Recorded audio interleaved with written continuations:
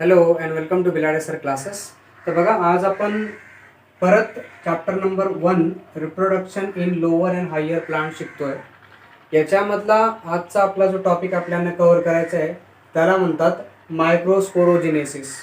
बघा, टॉपिक जरी नाव आपल्याला थोडंसं ऑड वाटत असेल मायक्रोस्पोरोजिनेसिस, पण हे लक्षात ठेवा की मायक्रोस्पोरोजिनेसिसचा नेमका अर्थ हा होतो की पोलेन ग्रेन फॉर्म होणं आणि मेल गॅमेट फॉर्म होणं, ही सगळी प्रोसेस म्हणजेच मायक्रोस्पोरोजिनेसिस असते.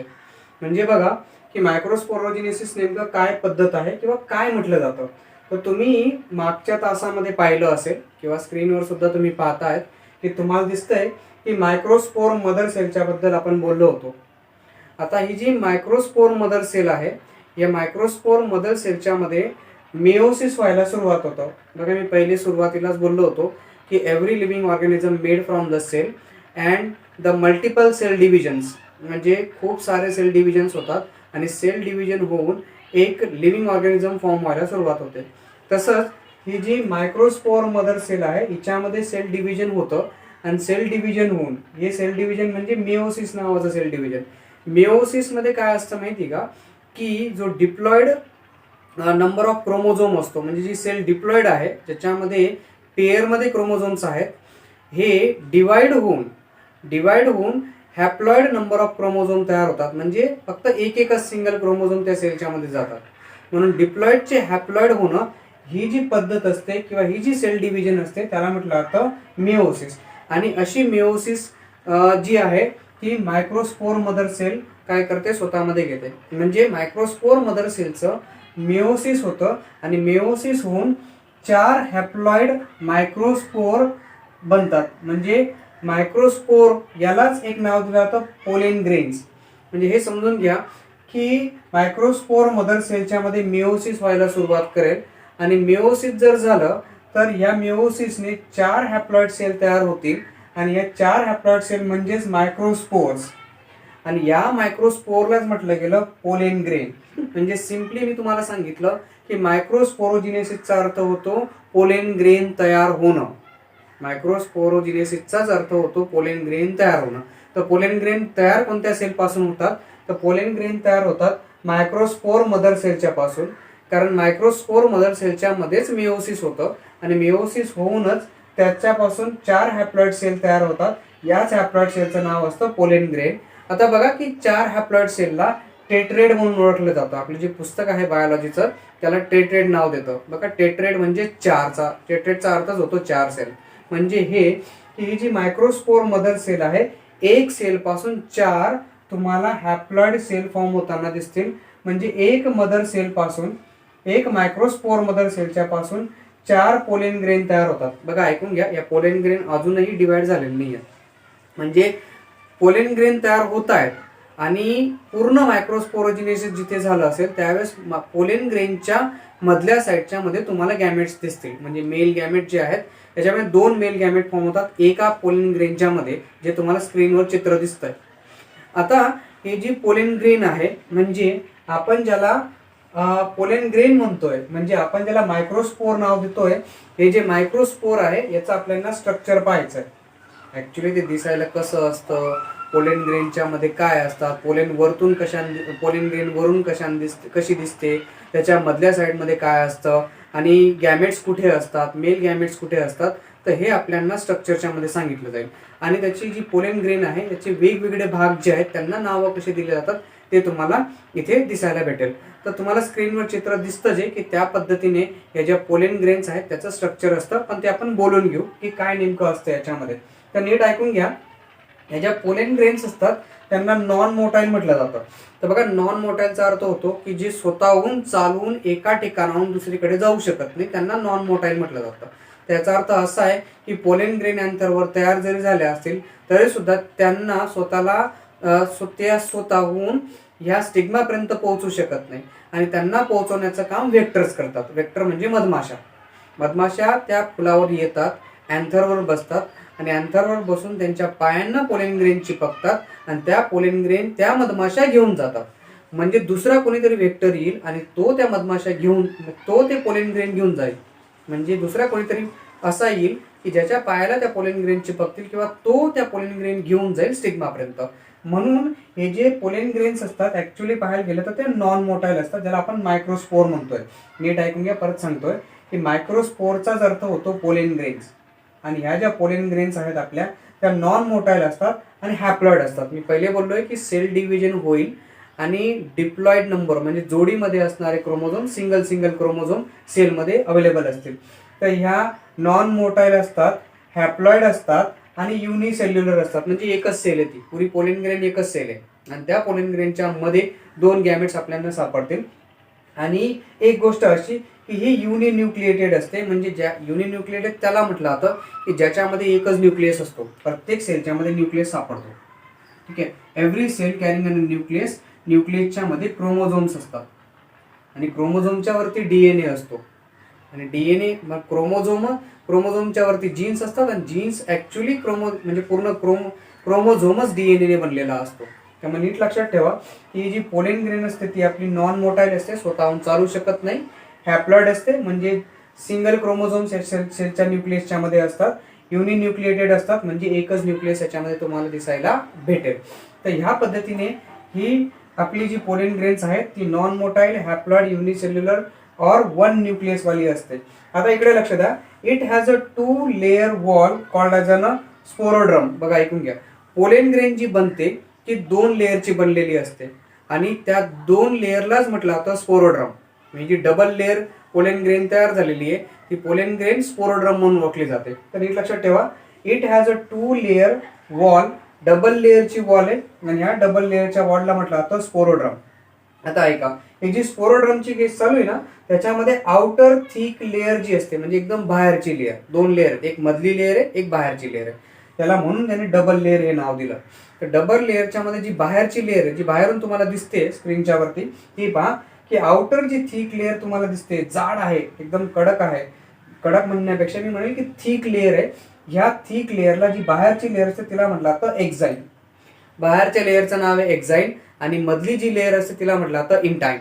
ठीक आहे, एक्झाईन आणि इंटाईन ह्या 2 लेअरने आपली जी पोलेन ग्रेन आहे ती तयार झालेली असते.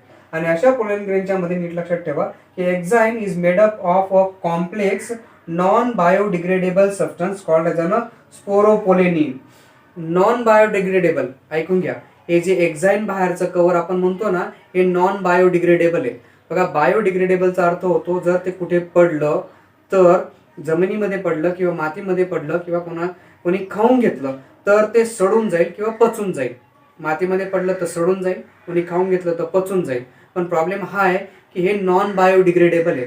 म्हणजे जर तुम्ही त्याला जर ते ही पोलेन ग्रेन्स अंतरावरून उडले आणि जमिनीवर पडले तर ते तिथे सडणार नाही, बिलकुल बी सडणार नाही. त्याला म्हटलं जातं नॉन बायोडिग्रेडेबल. याचा अर्थ एक्झाईनची ही जी आउटर लेअर असते ही अशा कॉम्प्लेक्स प्रोटीनने तयार झाली असते जी नॉन बायोडिग्रेडेबल आहे. ह्या प्रोटीनला म्हटलं जातं स्पोरोपॉलेनिन. ही स्पोरोपॉलेनिनने बनली असते. मग स्पोरोपॉलेनिन हे असा कव्हर आहे म्हणजे एक्झाईन हा असा कव्हर आहे जो सडणार नाही, ज्याला नॉन बायोडिग्रेडेबल म्हटलं जातं. अजून एक गोष्ट लक्षात ठेवा की it has a thinner area. बारीक एरिया असतो मध्येच. म्हणजे जर पूर्ण भाग आपण पाहिला ना तर ही पोलेन ग्रेन सपोज की अशी आहे. इथे लक्षात ठेवा, इथे लक्ष द्या की पोलेन ग्रेन पूर्ण ही मधला भाग आहे, हा इंटाईनचा भाग आहे. इंटाईनच्या वरती ही एक्झाईनची लेअर आहे अशी तुम्हाला दिसेल आणि मध्येच कुठेतरी ना एक भाग सोडून गेलेला असेल असा. म्हणजे हा पोर्शन बघा, थिन लेअर आपण त्याला म्हणतो ना, बारीक लेअर असते अशा ठिकाणी. मग ही समजा की कुठेतरी एका ठिकाणी इथे थिन एरिया आहे, बारीक एरिया आहे. It is that some place it has a thinner area in some place called as an germ spores म्हणतात त्याला. म्हणजे हा जो एरिया आपण सोडलेला दिसतोय ना, एवढा बारीक लेअर इथे दिसते, इथे बी लेअर आहे एक्झाईनची, पण ती इतकी बारीक आहे की ती बारीक लेअर कशासाठी बनली आहे, त्या बारीक लेअरलाच म्हटलं आता जर्म स्पोर. आता जर्म स्पोर का बरं दिला असेल बरं पोलेन ग्रेनच्या मध्ये, किंवा जर्म स्पोरची गरज का बरं पडली असेल? कारण पूर्ण पोलेन ग्रेनला एक्झाईनने का बरं कव्हर नाही केलं, म्हणजे की पूर्ण कव्हर करून घ्यायला पाहिजे होतं असं. ठीक आहे, मधला भाग जो आहे तो कव्हर नाही झाला. हा जो बाहेरचा पोर्शन आहे तो म्हणजे थोडासा जो पोर्शन आहे एवढा सुटून गेला असेल. तुम्हाला स्क्रीनवर सुद्धा चित्र दिसत असेल, त्याच्यामध्ये तुम्हाला समजतंय की ही कुठेतरी एक बारीक लेअर दाखवते. तर या बारीक लेअरला किंवा हा पोर्शन जो असतो त्याला जर्म स्पोर म्हणून ओळखलं जातं. हा जो जर्म स्पोर आहे तो काम काय करतो की made for the exit of the pollen tube during the pollen germination. बघा जेव्हा बी काय काम होतं की ह्या ज्या पोलेन ग्रेन्स आहेत कधी मधमाशांच्या पायांना चिपकल्या किंवा हवेने उडवल्या तर त्या स्टिग्मापर्यंत पोहोचते. म्हणजे जो स्टिग्मा आहे आपला तेवढं लक्षात ठेवा, स्टिग्मा जो आहे आपला तर स्टिग्मापर्यंत पोहोचलाय. तर ही इथे पहा जरा, हा सपोज की इथून अँथरमधून ह्या पोलेन ग्रेन, ह्या अँथर आहे इथे, ही पोलेन ग्रेन आली इथे बसली पोलेन ग्रेन. ज्यावेळेस ती तिथे बसेल ना त्यावेळेस तिथून बसल्यानंतर ती तिथे जर्मिनेट होईल. म्हणजे बघा उगायला, जर्मिनेशनचा अर्थ आपल्याकडे असतो एखाद्या झाडाची बी जशी आपण मातीमध्ये लावतो, लावल्यावर जशी ती मोठी होते त्याला म्हणतात जर्मिनेशन किंवा उगवणं. तर तसंच ही जी पोलेन ग्रेन आहे ज्यावेळेस ती उगवते, जर्मिनेट होते, त्यावेळेस जो जर्म स्पोर आहे म्हणजे जी आपली पोलेन ग्रेन आहे, की पोलेन ग्रेनच्या मध्ये एक्झाईनचा भाग जो आहे त्याला सोडून बागेमध्ये जो बारीक थीन लेअर आहे या थीन लेअरच्या मधून काय तयार व्हायला सुरुवात होते, पोलेन ट्यूब तयार व्हायला सुरुवात होते. म्हणजे जेव्हा पोलेन ग्रेन जर्मिनेट होईल तेव्हा जर्म स्पोरच्या मधून पोलेन ट्यूब बाहेर यायला सुरुवात करेल. म्हणजे मग आता हे जे मी तुम्हाला सांगतोय ते नीट लक्ष द्या. इथून असा हा भाग आहे, मग इथे पोलेन ग्रेन बसली, इथून एक ट्यूब तयार होईल जी कुठपर्यंत जाईल, ओव्हरीपर्यंत जाईल, आणि ओव्हरी पासून कुठे जाईल, ती ओव्हिल पर्यंत जाईल. कारण याच्यामध्ये जे मेल गॅमेट्स आहेत, हे जे मेल गॅमेट्स आहेत हे मेल गॅमेट्स पोलेन ट्यूबच्या मधून वाहत वाहत वाहत वाहत, कारण त्याच्यामध्ये लिक्विड बी असतं, ते लिक्विडच्या सोबत वाहत वाहत वाहत वाहत कुठपर्यंत पोहोचून जातात, ओव्हरीपर्यंत पोहोचतात. म्हणून जी पोलेन ट्यूब जर्मिनेट व्हायला पाहिजे होती, जी पोलेन ट्यूब जर्मिनेट होणार आहे ती जर्म स्पोर मधून बाहेर येते. म्हणजे जर्म स्पोर कशासाठी बनला असतो, तर तो बनला असतो exit of pollen tube during the pollen germination. ज्यावेळेस पोलेन ग्रेन ज्यावेळेस जर्मिनेट होते त्यावेळेस ही जी जो जर्म स्पोर असतो त्या जर्म स्पोरच्या मधून काय बाहेर निघायला लागतो, पोलेन ट्यूब यायला सुरुवात होते, त्याच्यासाठी हा असतो. अजून एक लक्षात ठेवा, हा मधला भाग सांगतोय मी, म्हणजे इनर स्पोर म्हणजे मधल्या भागाचा भाग. तर बघा एक्झाईन आणि इंटाईनचा भाग. आता एक्झाईन संपला, आता येतो तुमचा इंटाईनचा भाग. हा जो इंटाईनचा भाग आहे त्या इंटाईनच्या भागाला नीट लक्ष द्या. आता हा जो इंटाईन मधला भाग आहे त्याला इंटाईन म्हणून ओळखलं जातं, मधला भागाला इंटाईन म्हणतात. Is made up of the cellulose and pectin. बघा सेल्युलोज अँड पेक्टिन हे दोन कार्बोहायड्रेट्स आहेत, आणि हे बघा म्हणजे हे दोघं कार्बोहायड्रेट्स आहेत. बघा आपण जे कुठलेही खातो त्याच्यामध्ये कार्बोहायड्रेट्स, प्रोटीन, फॅट्स, व्हायटमिन्स आणि मिनरल्स असतात. म्हणजे माणसाचं जे अन्न आहे या अन्नामध्ये मॅक्सिमम प्रमाणामध्ये कार्बोहायड्रेट्स आपल्याला सापडतात. मग काही प्रोटीन, फॅट्स किंवा व्हायटमिन्स किंवा मिनरल्स आपल्याला त्या अन्नामध्ये सापडतात, ज्याला आपण बॅलन्स डाएट म्हणून ओळखतो. आता ही जी बॅलन्स डाएट आहे याच्यामध्ये सेल्युलोज पण असतो, आणि हा जो सेल्युलोज आपण जर मीन्स कार्बोहायड्रेट्स आपण म्हणतो, सेल्युलोज पण असतो. तर सेल्युलोज ऍक्च्युली कार्बोहायड्रेटचा प्रकार आहे. तर कार्बोहायड्रेट्स दोन प्रकारचे असतात, एक असतो तुमचा सेल्युलोज आणि दुसरा असतो पेक्टिन नावाचा.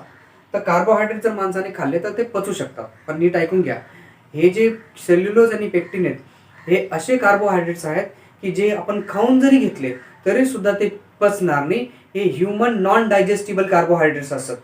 म्हणजे पोलेन ग्रेन, नीट ऐका, पोलेन ग्रेन ही कार्बोहायड्रेट्सने बनलेली असते, सेल्युलोज आणि पेक्टिनने. आणि हे असे कार्बोहायड्रेट्स आहेत ते जर चुकून जर मी पोलेन ग्रेन खाऊन घेतली तर ती माझ्या पोटामध्ये पचणार नाही, कारण ती नॉन बायोडिग्रेडेबल म्हणून ओळखली जाते. कारण हे जे सेल्युलोज आहेत किंवा हे जे कार्बोहायड्रेट्स आहेत हे ह्युमन नॉन डायजेस्टिबल म्हणून ओळखले जातात. आपलं जे ऍसिड बनतो पोटामध्ये ते त्याला पचवू शकत नाही. म्हणून लक्षात ठेवा, ही जी इनर लेअर असते आपली, तिला इंटाईन आपण म्हणतोय, ती सेल्युलोज आणि कशाने बनते, पेक्टिनने बनलेली असते. तर मग त्याच्यानंतर आपल्याकडे डेव्हलपमेंट ऑफ मेल गॅमेट्स. बघा ऐकून घ्या की आपल्याकडे पोलेन ग्रेन फॉर्म झालेली आहे. मग स्ट्रक्चर आपण समजून घेतलं की पोलेन ग्रेनचं स्ट्रक्चर काय काय होतं. तर ह्या स्ट्रक्चरच्या मध्ये आपल्याला ही जी पोलेन ग्रेन आहे त्याच्यामध्ये मेल गॅमेट्स कसे तयार होतात त्याला म्हटलं गेलं development of male gametes. So male gametophytes. तर आता हे जे मेल गॅमेट्स आहेत ते कसे तयार होतात, तर लक्षात द्या की ही जी पोलेन ग्रेन आहे त्या पोलेन ग्रेनच्या मधल्या भागामध्ये, म्हणजे पोलेन ग्रेन ज्यावेळेस स्वतः मोठी व्हायला सुरुवात करेल, सुरुवातीचा अँथर जो इमॅच्युअर अँथर होता, हा इमॅच्युअर अँथर जसजसा मोठा होईल तसतसा त्याच्यामध्ये असणाऱ्या ज्या मायक्रोस्पोर मदर सेल्स आहेत त्यांच्यामध्ये मिओसिस होईल, आणि मिओसिस होऊन हॅप्लॉइड सेल फॉर्म होत आहेत 4, आणि त्याच्यापासून पोलेन ग्रेन बनत आहेत. ह्या ज्या पोलेन ग्रेन्स आहेत त्या पोलेन ग्रेनच्या मध्ये मायटॉसिस 1 होईल. आणि ज्यावेळेस मायटॉसिस 1 बघा सेल डिव्हिजनचा प्रकार आहे हा, 8वी 9वी 10वी मध्ये आपण शिकतो याला. तर मायटॉसिस 1चा हा मायटॉसिस 1 नावाचा सेल डिव्हिजन व्हायला सुरुवात करेल. आणि मायटॉसिस 1 ज्यावेळेस होईल ना त्यावेळेस याच्यामध्ये 2 टाईप बनतात, 2 टाईपच्या सेल बनतात. एक असते अ लार्ज व्हेजिटेटिव्ह सेल, मध्येच आहे तुम्हाला दिसते स्क्रीनच्या वरती. दुसरी असते अ स्मॉल जनरेटिव्ह सेल, म्हणजे पोलेन ग्रेनच्या मधल्या भागामध्ये, म्हणजे इंटाईनचा पोर्शन नीट चेक करा, त्याच्यामध्ये तुम्हाला 2 सेल बनताना दिसतील. एक असते व्हेजिटेटिव्ह सेल आणि दुसरी असते जनरेटिव्ह सेल. व्हेजिटेटिव्ह सेल ही मोठी असते आणि जनरेटिव्ह सेल ही काय असते, लहान असते.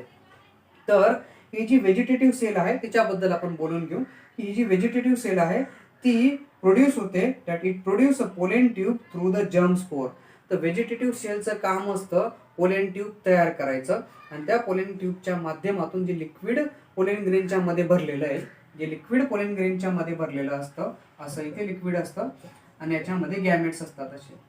तर लार्ज व्हेजिटेटिव्ह सेल जी आहे ती काय करते, ती पोलेन ट्यूबला प्रोड्यूस करते, कोणाच्या माध्यमातून, जर्म स्पोरच्या माध्यमातून. आणि दुसरी जी तुम्हाला मी सांगतोय जी आहे जनरेटिव्ह सेल. ही जी जनरेटिव्ह सेल आहे त्याच्यामध्ये परत मायटॉसिस व्हायला सुरुवात होतं आणि ही डिवाइड होते.